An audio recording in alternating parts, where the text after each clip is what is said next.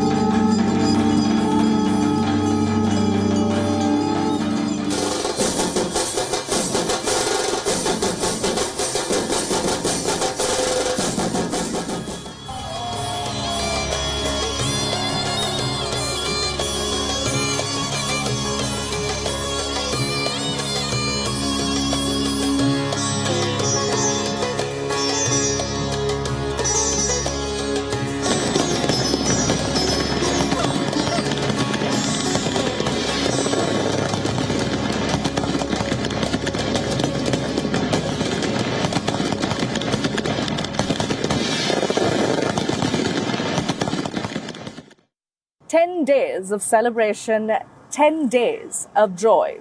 Those were the scenes from across India on the festivities of Durga Puja and Dussehra.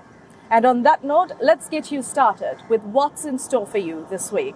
Hello there, you are watching Inside South Asia with me, Dasuni Athauda.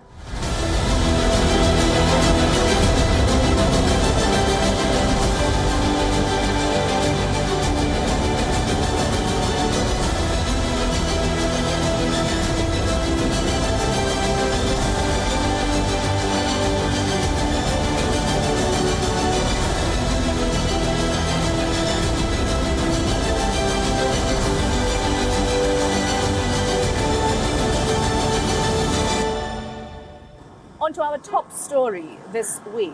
Pakistan's former Prime Minister Nawaz Sharif, popularly known as the Lion of Punjab, is back in his home country.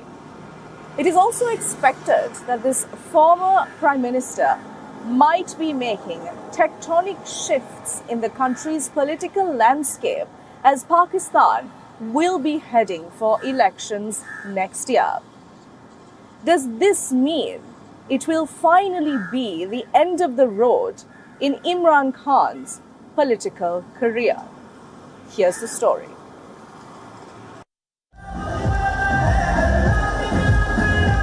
A welcome home rarely gets as big as this one.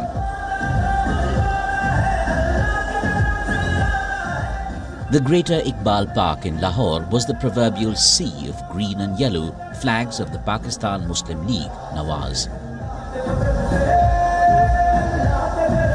7,000 cops are posted just for security at the event. The public turnout ran into tens of thousands.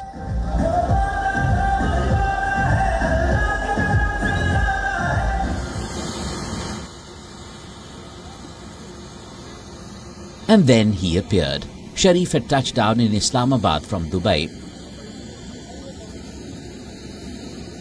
taking a helicopter to the mega rally,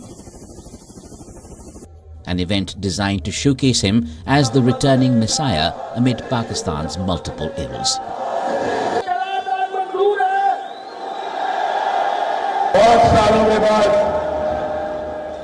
We are meeting today after many years, but my relationship of love is still intact. Nothing has affected this relationship. This relationship has been going on for many decades. And never have you ever betrayed me, and never has Nawaz Sharif betrayed you.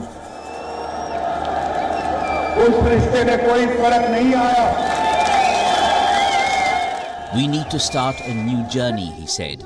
Sharif's address focused on the need to tame runaway inflation in Pakistan and the overlapping security, economic and political crises ahead of general elections pushed back to January 2024.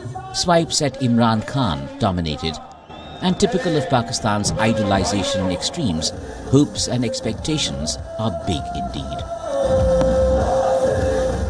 I'm very happy and very confident that he is a surety that Pakistan will one day rise again and will be back to its economic and successful, all success to Pakistan, inshallah, will come back. People think that one person who can take them out of their plight is Mohammad Nawaz Sharif, because he's done it in 2017 where the country was growing at 6.1% growth rate and the lowest inflation 3.1%. There was peace in the country, there was economic stability and political stability in the country. So I think all the hopes are now pinned with Mohammad Nawaz Sharif homecoming. Political watchers in Pakistan says Sharif has likely brokered a deal with the powerful military establishment in the country, just the critical force in Pakistan that former Prime Minister Imran Khan rubbed the wrong way. I think there are several factors at play here. The biggest factor is, in the Pakistani political setup, the person in power is the person favored by the military establishment. So the biggest factor is that that particular political party that everyone else is accusing them of being the favorites, or what we call ladla in Pakistan, favorites of the military, that is kind of a superpower just before elections. The Pakistan People's Party has started showing serious reservations on what kind of deal has been made by Nawaz Sharif, what kind of compromises have been made, and how they've shown very clear concern about how Nawaz Sharif could be the next favored candidate of the military. Toppled in a military coup, jailed, exiled, won elections again, became Prime Minister, then jailed and exiled again on charges of corruption. That's been the story of three-time Pakistan Prime Minister Nawaz Sharif. Sharif has never completed a full term in office. His last tenure ended when he was ousted in 2017 and given a lifetime disqualification from politics. He was convicted of corruption in a case he says was politically motivated. Months later, Sharif got permission to seek medical care in Britain. He's said to have continued pulling the strings of his party from a luxury property in London. Nawaz Sharif now returns home believing the situation is ripe for a fresh run for the Prime Minister's office. I think Nawaz Sharif, his history with Nawaz Sharif's U-turns, I think it will be his political allies who are already showing reservations. If he can win them over till as far as he can go, and if he can maintain this relationship with the military, this arrangement with the military, without admitting it more than they've already admitted it, I think Nawaz Sharif might have a smooth sailing, considering the fact that Imran Khan practically is out of the game right now, the way Nawaz Sharif was in the previous elections. Well, Nawaz Sharif is back in Pakistan and the winds of change are seemingly and favorably in his direction. But his legal troubles seem to continue. While it looks like that it will be an easy walk out, Nawaz Sharif still continues to face 3 cases, 2 of which he's already sentenced and convicted. The political landscape has changed. Nawaz Sharif is roaring like a lion, similar to that of his party's symbol. But what remains to be seen is the fact that will there be an equal level playing field with Imran Khan in jail, or will Imran Khan be allowed to contest elections in the presence of Nawaz Sharif as he's come back to Pakistan after 4 years of self-exile. Nawaz Sharif has also spoken of the need to ease tensions with neighbours for the sake of progress of Pakistan. Pakistan's tensions with its neighbours have become an issue that affects the entire region. In that sense, at least, South Asia too would welcome a new guard.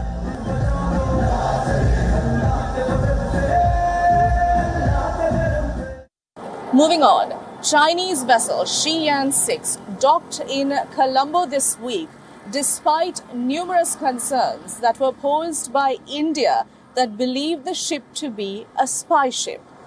Meanwhile, the 25th round of border talks between China and Bhutan also kicked off this week, further exacerbating the concern of China's growing influence in the region.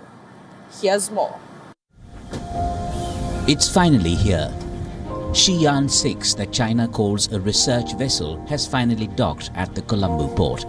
A crew of 60 is designated to carry out oceanography, geology and marine ecology tests. Chinese officials say the boat will survey Sri Lanka's exclusive economic zone and the southern Indian Ocean.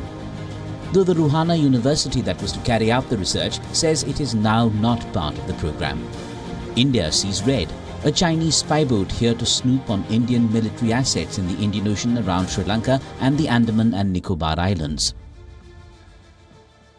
New Delhi's concerns emanate from China seemingly already encircling India on three sides through ports that it controls.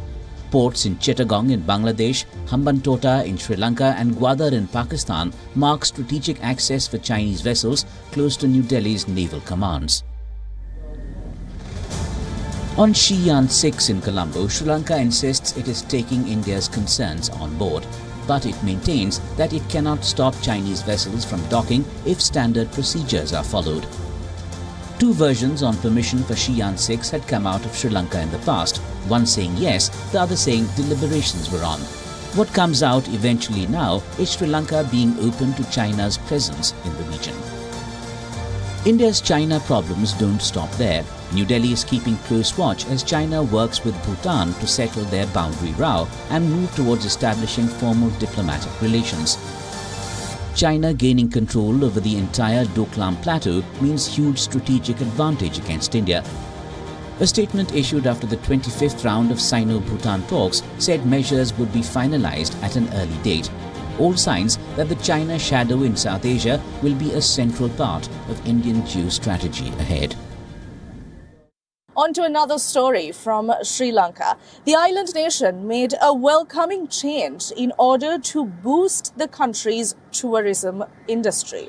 This means that people from 7 countries can now enter Sri Lanka visa-free.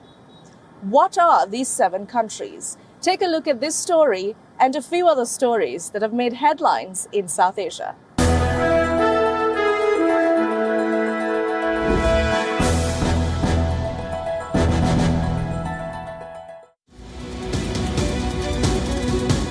Sri Lanka's cabinet has approved issuing free tourist visas to visitors from 7 countries in an effort to boost tourism and revive its crisis-hit economy.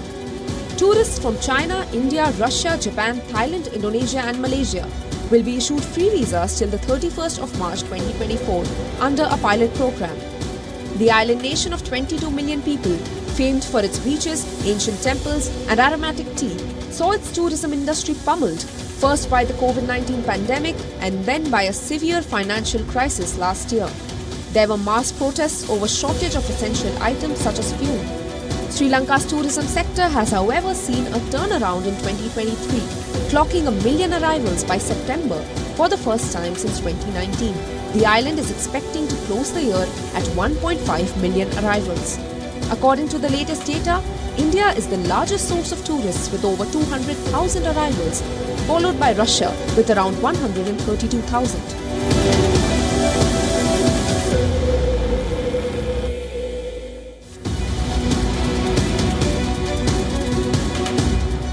In Bangladesh, at least 17 people were killed and hundreds injured as a passenger train crashed into a freight train in Bhera, about 80 kilometers northeast of the capital in Dhaka.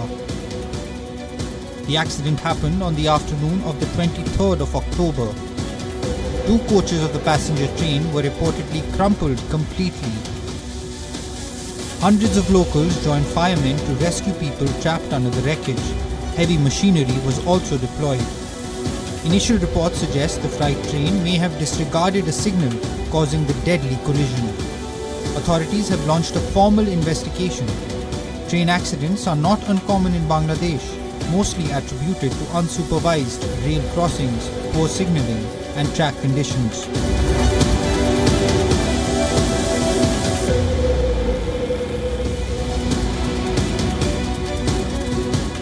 Nepal has repatriated the bodies of 3 of the 10 Nepali students who were killed during the Hamas attack in Israel on the 7th of October.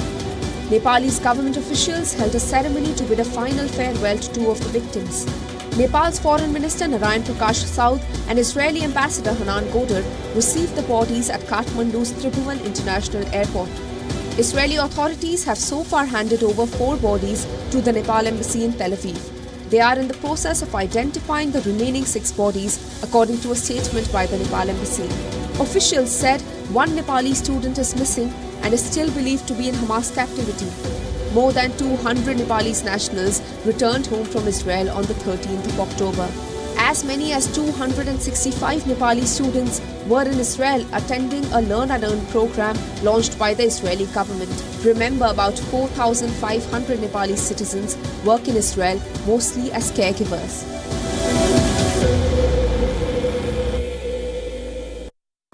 Moving on to India. Diwali fireworks and crop residue burning exacerbates smog levels in India's capital of New Delhi and surrounding areas. This year, the country's administration is tackling to keep down air pollution levels at a minimum. Here's the story.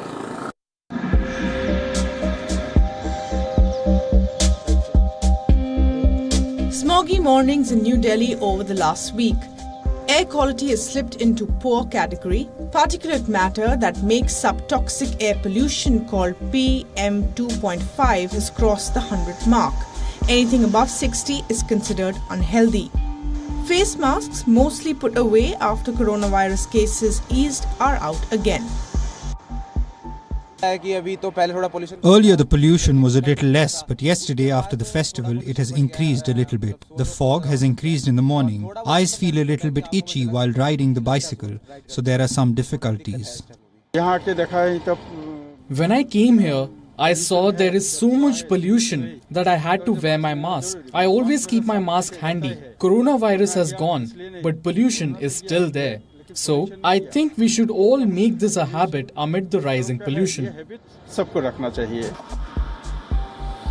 The culprit list is not new. The serial offenders are only back in business. Vehicle pollution and industrial emissions to festival season fireworks made worse by dropping temperatures that pull the toxic air downwards. Then there's the crop residue burning factor. Smog-filled winds from North India rushing into the capital have become an annual nightmare. The issue has also taken on the interstate political dimension. Breathing troubles and eye irritation complaints moved to the top of the illness list at hospitals too, with a surge in respiratory complaints. Right now what we feel is that there's a constriction in his bronchi, that is the airways. So if he doesn't take the regular medication now, he will go into a state where the airways will go on narrowing and progressively worsening. People, when they leave such things untreated or even otherwise as a progression of the disease, something like a COPD which starts with a simple cough, cold, breathlessness, chest tightness, can always progress into a state where they become totally breathless and dependent on oxygen and may even require a BiPAP support at home. The government's response struggles to keep up. The second phase of the Graded Response Action Plan has kicked in. Anti-smog devices are working on overdrive. Public transport services, the Delhi Metro and the electric bus services have been instructed to increase frequency. Special teams have been deployed at least 20 locations around the capital that have been identified as pollution hotspots to enforce measures. Many, however, see the reactions year on year as knee-jerk, quick-fix attempts. A permanent solution remains distant given the stakes involved. Will real reasons ever be learnt? Indian cricket legend and icon Bishen Singh Bedi is no more. The outstanding and spectacular left-arm spinner has had a remarkable journey and has been ailing for quite some time. Take a look at his spectacular story. A legend of the game, a gentleman and an icon is no more. An era ends. Indian cricket legend Bishan Singh Bedi made his debut in the second test against the West